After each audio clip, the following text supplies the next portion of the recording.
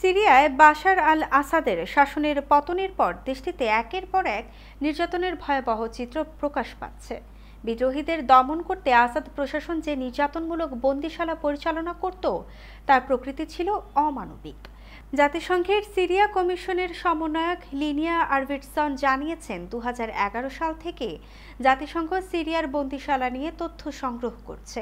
তবে এবার প্রথমবারের মতো তাদের সরাসরি এসব বন্দিশালায় প্রবেশের সুযোগ হয়েছে। লিনিয়া বলেন, বন্দিশালাগুলো মূলত আন্ডারগ্রাউন্ডে অবস্থিত, যেখানে কোনো জানালা নেই। এসব বন্দিশালায় বন্দীদের ওপর চালানো হতো নির্মম নির্যাতন। বন্দীরা সূর্যের আলো না দেখেই বছরের পর বছর, কখনো কখনো দশকের পর দশক কাটিয়েছে। সাবেক বন্দীদের কাছ থেকে পাওয়া বর্ণনার সঙ্গে বাস্তবের মিল পাওয়া গেছে।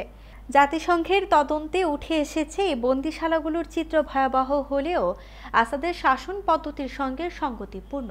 সিরিয়ার বিদ্রোহী গোষ্ঠী এইচটিএস এর প্রধান জানিয়েছেন, বাশার আল আসাদের শাসনামলে যারা নির্যাতনের সঙ্গে জড়িত ছিলেন তাদের চিহ্নিত করা হবে। এ বিষয়ে তথ্য দিলে পুরস্কারেরও ঘোষণা দেওয়া হয়েছে।